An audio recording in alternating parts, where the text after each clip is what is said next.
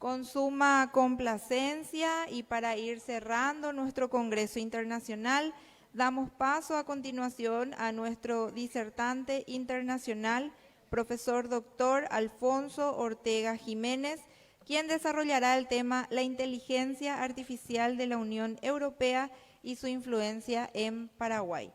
A continuación, la compañera Aida Aranda hará una breve lectura del currículum del doctor.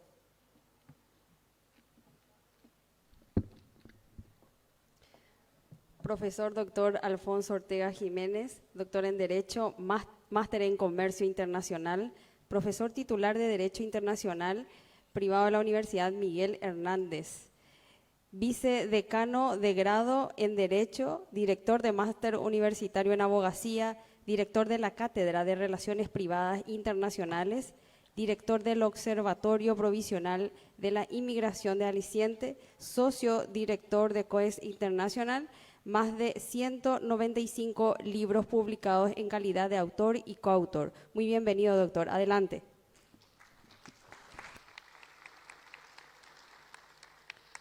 Muchas gracias. Muy buenas noches a todos y a todas. A ver que no se escucho. No sé si habéis visto la película esta de los niños del coro, creo que es, ¿no?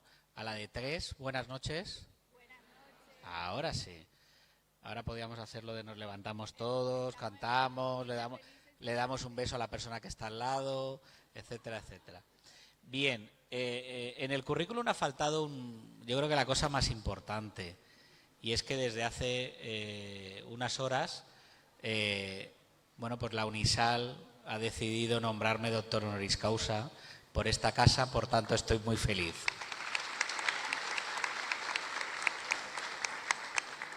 Siento que estoy en mi casa, por eso supongo que me han dejado el último, ¿no? Aunque en España decimos que los últimos serán los primeros, ¿no? Estoy feliz no solo por el doctorado honoris causa, sino también porque España le ha ganado 1-0 a Italia en la Eurocopa, por tanto hemos pasado a octavos. Y feliz también de escuchar y de coincidir con mis compañeros de mesa. Es un gusto enorme poder participar en un evento con ponentes de la talla de Nel, de María Esther y de Francisco.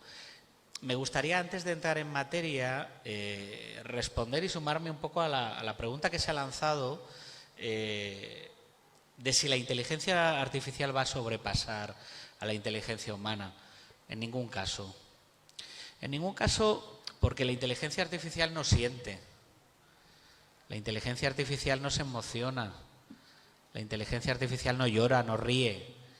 Y sin emociones, sin ninguna duda, el mundo pues no podía ser el mismo.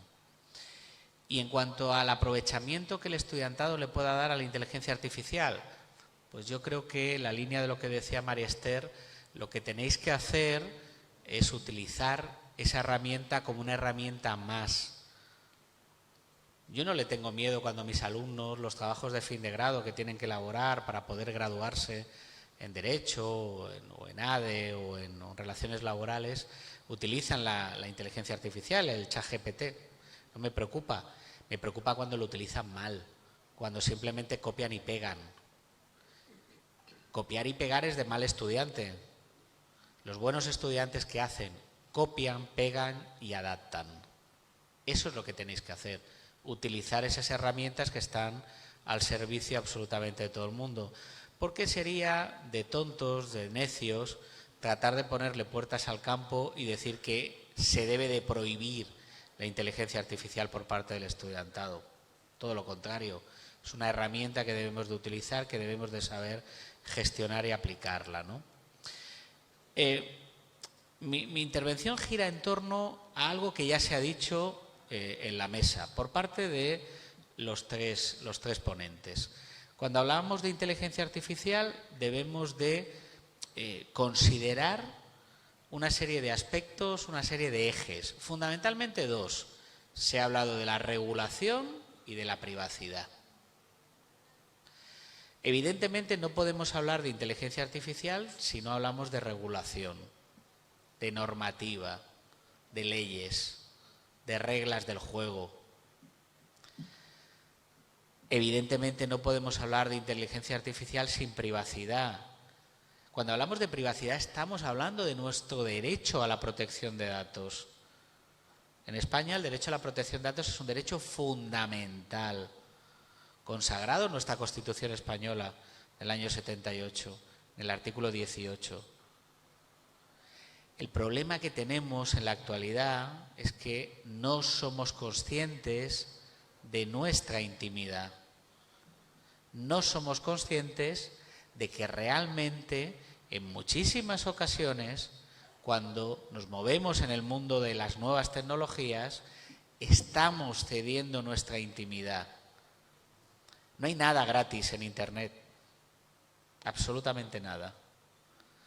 Cuando nosotros decidimos que queremos hacernos una cuenta de correo electrónico con Gmail, estoy seguro, alguien lo ha comentado también, que ninguno se lee las condiciones del servicio. Absolutamente ninguno.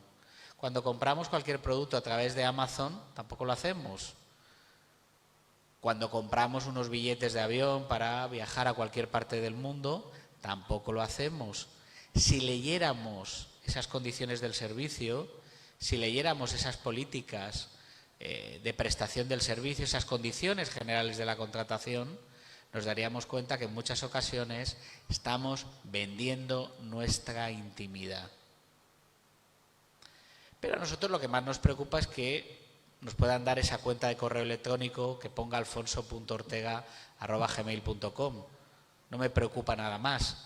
Pero si leyéramos la letra pequeña nos daríamos cuenta que en ese mismo momento hemos cedido nuestros datos de carácter personal a terceros. Por tanto, que luego no nos sorprenda que recibamos correos electrónicos no deseados, que saquen un perfil nuestro como usuarios, que recibamos o que cuando estemos navegando aparezcan banners publicitarios. En definitiva, estamos cediendo nuestra intimidad. No le prestamos atención a nuestra intimidad. Y existe una normativa bastante profusa. En Europa, desde el año 16, tenemos un reglamento europeo, Reglamento General de Protección de Datos. Es un reglamento que no solo despliega sus efectos dentro del territorio de la Unión Europea. Cuando hablamos de la Unión Europea, es un continente y dentro del propio continente hay una serie de países, de estados, que decidieron hace muchos años formar un club. Club para fomentar que los intercambios comerciales, los intercambios de personas, la libertad de establecimiento, los intercambios de pagos y capitales, los intercambios de datos de carácter personal, ¿no? Es la Unión Europea, 27 estados, uno de ellos España. Cuando se dicta una norma desde Bruselas, que es la capital de la propia Unión Europea, capital desde el punto de vista ficticio, por así decirlo, en muchas ocasiones esa norma no solo despliega sus efectos en el territorio de la Unión, sino que en muchas ocasiones despliega efectos fuera del territorio de la Unión, a terceros estados. ¿Esto le puede preocupar a un país como Paraguay? Sin ninguna duda. Sin ninguna duda. El Reglamento General de Protección de Datos, por ejemplo, se aplica a todo aquel que dirija sus intenciones comerciales o quiera prestar servicios en el territorio de la Unión. Una empresa paraguaya que opere desde aquí, que quiera hacer una promoción de inmuebles o de alojamientos turísticos y que se quiera dirigir a ciudadanos o ciudadanas que se encuentren en la Unión Europea, tendrá que cumplir con el Reglamento General de Protección de Datos, que básicamente establece pues, una serie de condiciones. Primero, que los datos se recaban mediante el consentimiento expreso y por escrito del interesado. Segundo, tienen que contar con lo que se llama un delegado de protección de datos.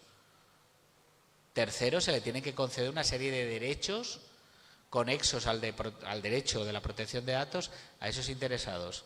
Acceso, rectificación, cancelación, portabilidad, indemnización en caso de vulneración del derecho a la protección de datos, etcétera, etcétera. De un tiempo a esta parte, Bruselas se ha convertido en un legislador no solo a nivel europeo, sino a nivel internacional. Exporta sus soluciones normativas. El Reglamento General de Protección de Datos fue el inicio. Le ha seguido, o le seguirá, mejor dicho, el futuro Reglamento de Inteligencia Artificial. El Reglamento de Inteligencia Artificial ha sido una norma, estamos ya en la fase última. Precisamente ayer se publicó la versión en inglés original ya corregida. Está pendiente la publicación en el resto de idiomas oficiales de la Unión, que se producirá, yo creo que, si no en lo que queda de mes de junio, pues en julio, y a partir de ese momento desplegará sus efectos. ¿Y esto a Paraguay qué? Pues fíjense, una empresa instalada en Paraguay que se dedique a la prestación de servicios de inteligencia artificial, a la producción de herramientas de inteligencia artificial, que dirija sus intereses a la Unión Europea, tendrá que cumplir con el reglamento.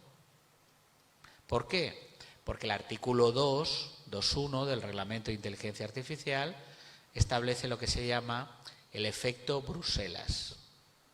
El efecto Bruselas es la aplicación extraterritorial de la norma.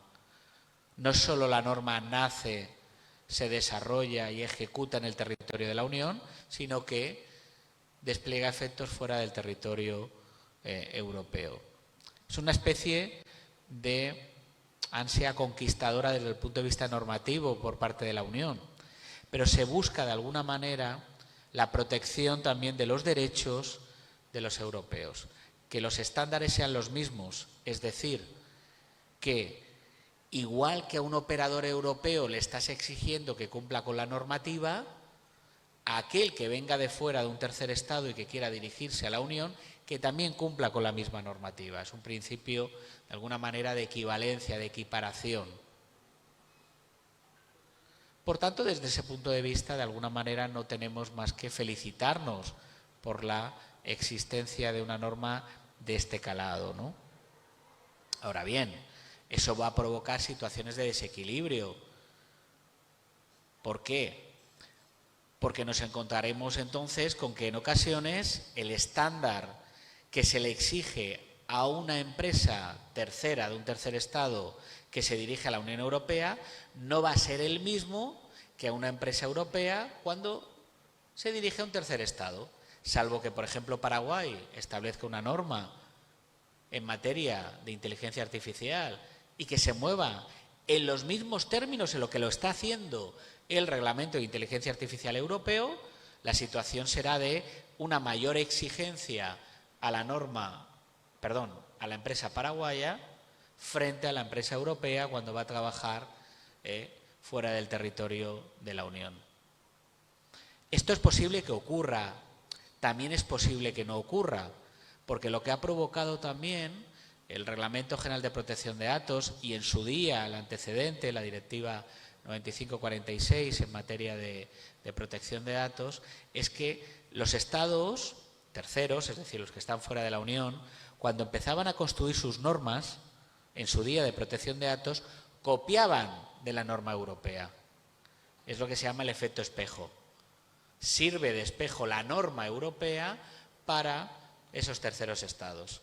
Es probable que países como Paraguay, países de su entorno, se inspiren a la hora de regular en materia de inteligencia artificial en el reglamento europeo. Es cierto que hay países que ya van por delante del propio reglamento. Brasil ya ha trabajado en inteligencia artificial, China tiene una norma en la materia, Estados Unidos ha dictado, no alguna norma, porque el sistema estadounidense no es un sistema basado en la norma escrita, pero sí que hay alguna recomendación dictada por el presidente. Canadá tiene ya alguna regulación en inteligencia artificial, Argentina está trabajando en ello. Por tanto, es muy probable que no todos los países puedan hacerlo, pero sí algunos de ellos, ¿no? Sería deseable, de alguna manera, que los estándares en materia de privacidad, en materia de regulación de la inteligencia artificial, fueran unos estándares globales, no territoriales. Por tanto, sería deseable que fuéramos a un instrumento normativo diferente al de la norma europea. Por ejemplo, un convenio internacional. Lo deseable sería que, por ejemplo, en el seno de Naciones Unidas se pudiera articular un convenio que pudiera regular esta materia.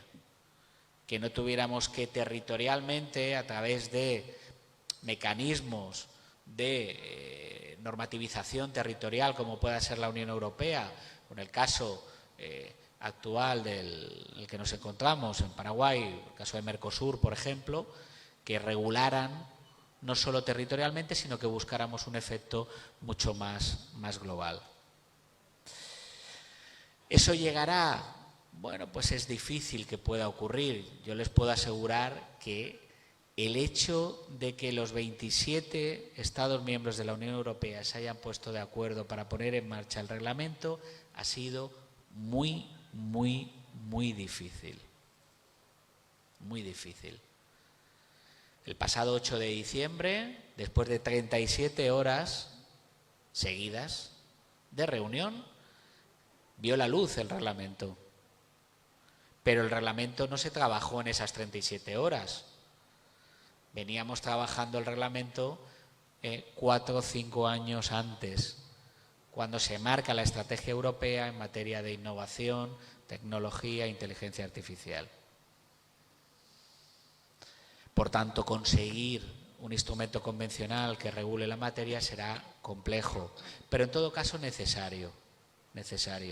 No podemos hablar de herramientas de inteligencia artificial sin regulación.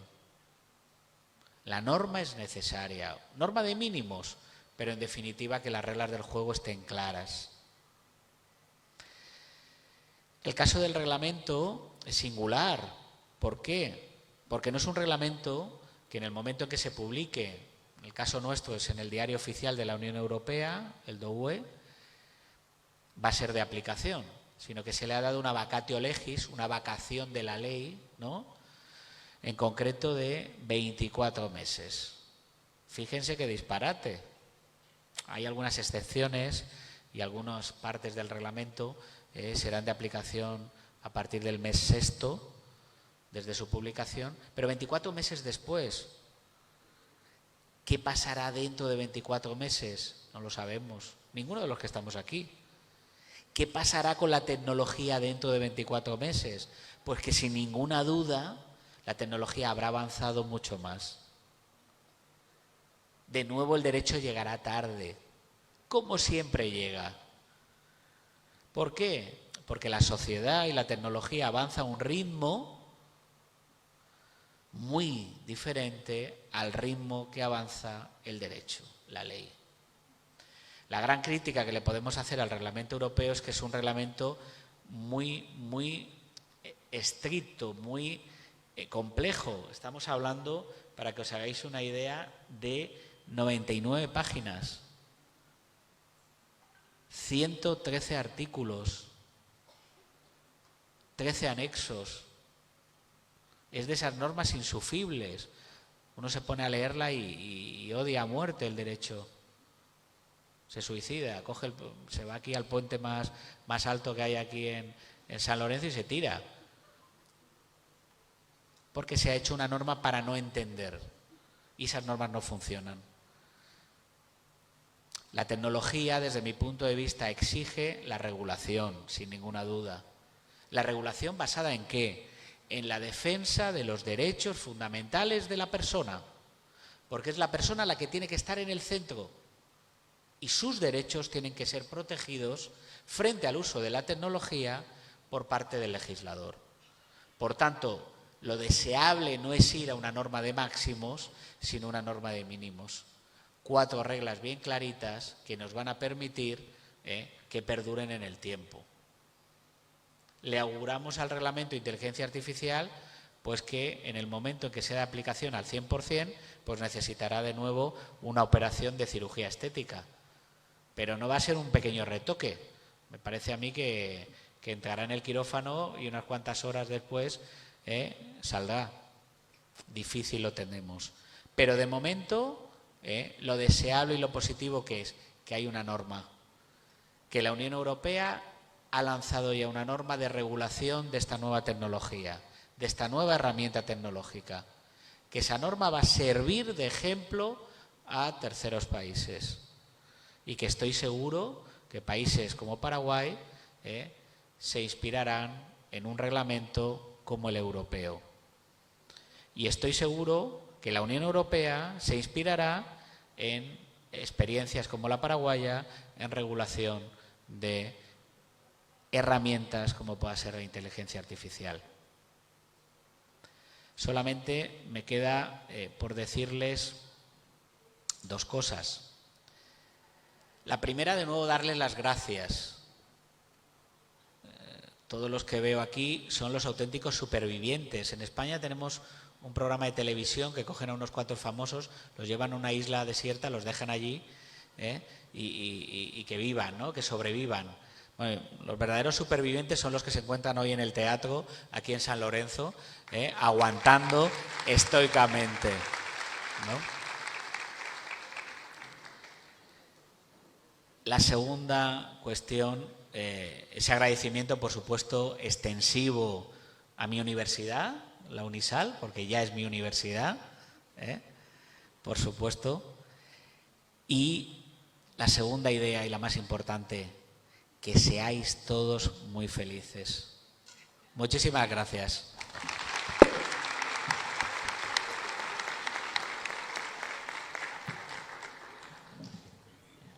Muchas gracias al doctor Alfonso. Para cumplir con las preguntas que llegaron al correo, le voy a hacer llegar también una de las preguntas, doctor.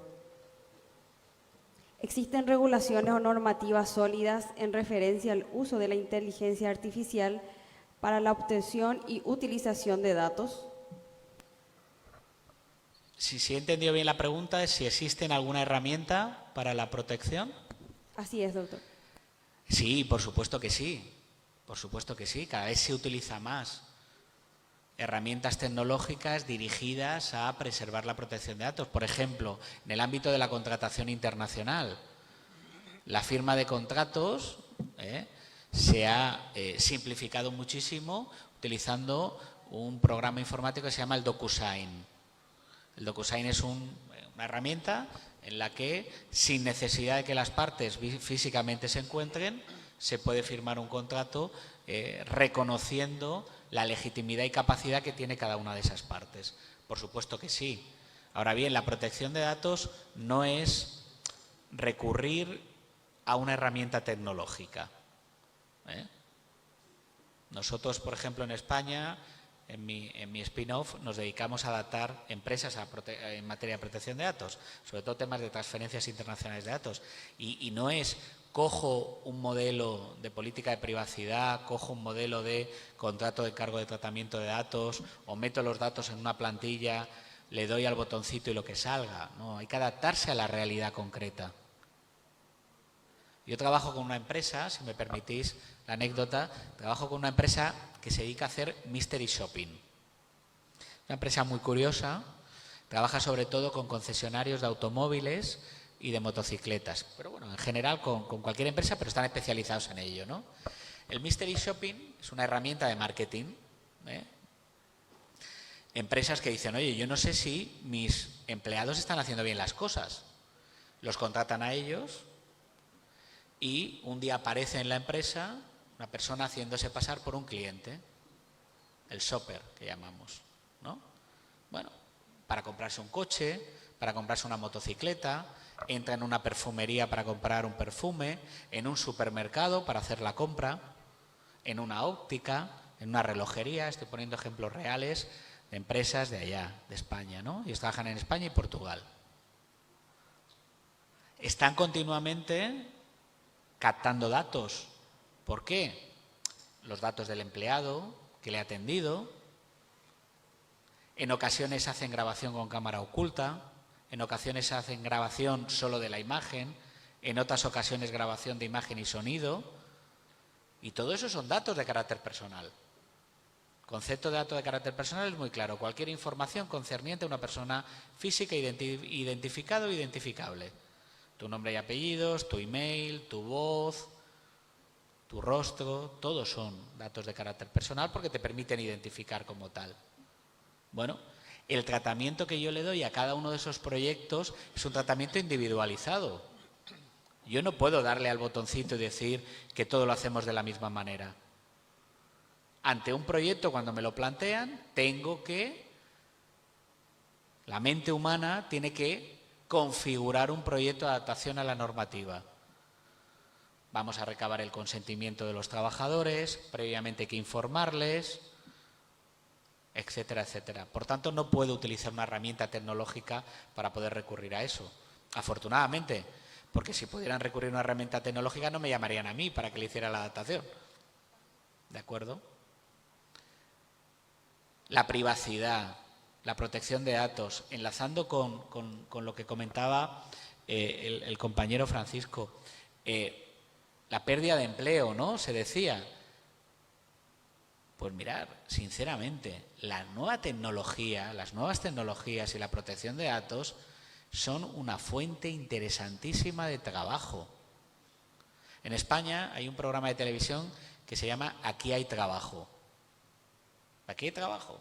Entonces, bueno, pues todos los días, por las mañanas, de lunes a viernes, una horita, ¿no? Pues lanzan ofertas de empleo a nivel nacional, recomendaciones para hacer un currículum, entrevistan a algún empresario, algún trabajador, etcétera. Bueno, pues en esta materia aquí hay trabajo, de verdad. Lo que tenéis que hacer que es formaros. Y afortunadamente estáis en la mejor casa de estudios, sin ninguna duda.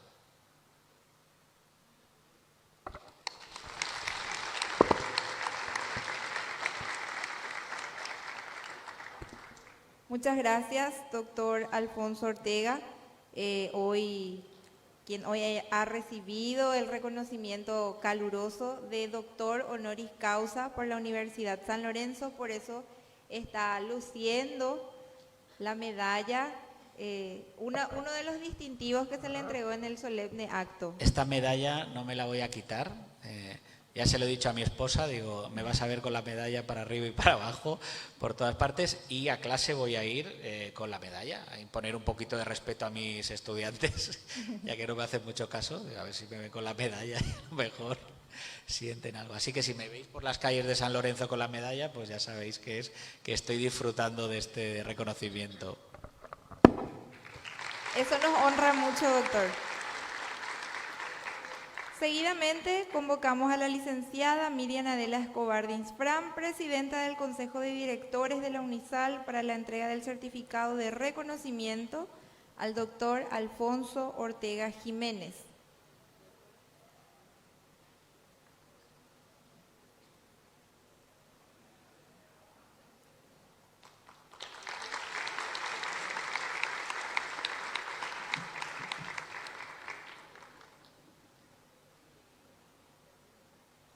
Muchas gracias también a la presidenta del Consejo de Directores.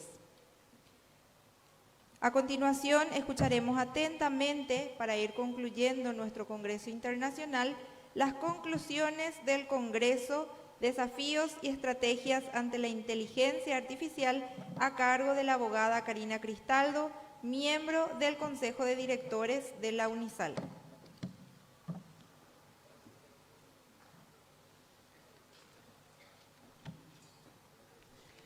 La inteligencia artificial es un campo de informática que se enfoca en crear sistemas que puedan realizar tareas que normalmente requieren inteligencia humana, como el aprendizaje, el razonamiento y la percepción. Poco a poco la inteligencia artificial se introduce cada vez más en nuestra vida cotidiana, en la casa, en el trabajo, en los espacios sociales que compartimos.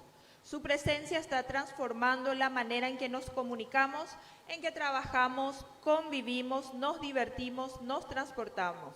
Por lo que hablar, conocer y profundizar sobre la inteligencia artificial, sus usos, beneficios, resultados esperados, limitaciones, entre otros temas, ha resultado sumamente interesante y enriquecedor. En este contexto, el Congreso Internacional Desafíos y Estrategias ante la Inteligencia Artificial ha sido un espacio de reflexión y debate sobre las implicaciones de estas tecnologías en los distintos ámbitos: laboral, de educación superior, relaciones sociales y el impacto que genera su uso sobre la premisa de que la inteligencia artificial es una revolución y ha venido para quedarse. Por lo que participar en espacios como este, en el que se saca a relucir un tema tan actual y presente como lo es la inteligencia artificial, desemboca en la necesidad imperante de seguir formándonos y de fomentar la formación y capacitación en esta área, para garantizar que se cuente con profesionales íntegramente preparados y adaptados al dinamismo demandante de la sociedad y del mercado laboral, listos para enfrentar los desafíos que se presentan. El evento académico ha sido un punto de encuentro del conocimiento, en el que los expertos, investigadores y profesionales de las distintas áreas, junto a la comunidad educativa de la Universidad San Lorenzo, han compartido sus conocimientos y experiencias con el objetivo de ampliar la comprensión sobre la inteligencia artificial y su impacto en la sociedad. Gracias.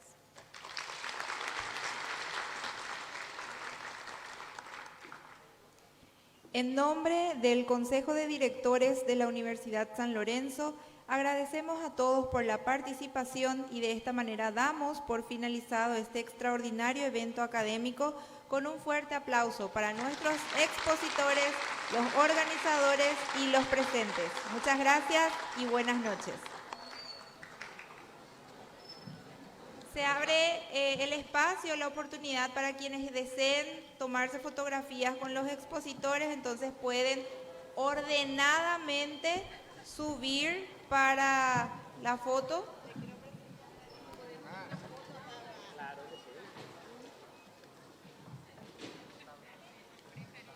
Acá en el medio, muchísimas gracias.